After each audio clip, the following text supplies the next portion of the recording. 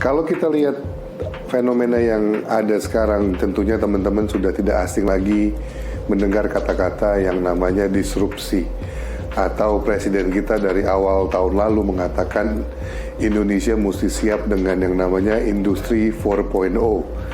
Nah, apa sih itu disrupsi? Kalau kita lihat yang ada di Jakarta ini seperti Gojek, terus kemudian ada Tokopedia, Bukalapak, teman-teman lain yang membuat digital startup, mereka ini akan mendisrupsi dari sisi social structure, dari sisi kehidupan kita sehari-hari, dari sisi cara kita berbelanja dan cara kita berkendara salah satunya. Nah, sekarang pertanyaannya, apakah kita bisa hidup tanpa disrupsi itu? Seperti kalau saya, contohnya saya ini sekarang udah nggak bisa kalau nggak pakai Gojek untuk masalah makanan yang saya pengen makan setiap harinya.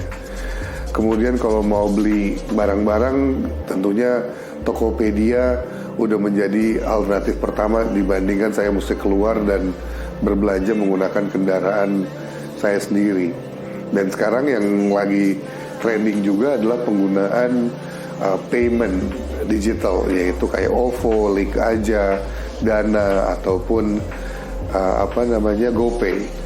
Pilihan-pilihan itu semakin banyak di depan mata kita dan bagaimana kita menyikapinya. Kalau Anda galau, itu sangat wajar. Karena itu yang kami harapkan dari para disruptor, mencari orang-orang yang galau seperti kita semua untuk bisa menjadi early adopters dari disrupsi yang terjadi. Nah, pertanyaannya, apakah kita akan galau terus?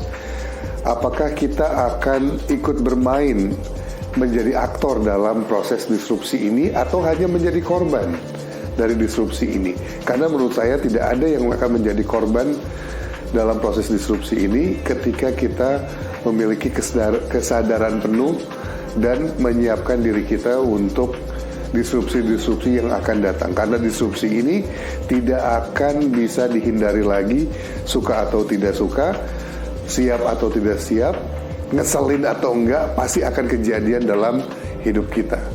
Nah, welcome buat semua yang lagi galau, karena kegalauan itu akan berhenti ketika kita mati nanti. Jadi selama hidup ini kita galau, itu sudah wajar, tapi bagaimana kita menyikapi sebelum kita mati. Karena nggak ada manusia yang nggak mati, makanya kita mesti belajar sama-sama mengenai yang apa namanya obituary atau surat kematian yang akan kita sampaikan ke anak, istri, teman, sahabat, orang tua, dan generasi kita berikutnya. Apa itu obituary?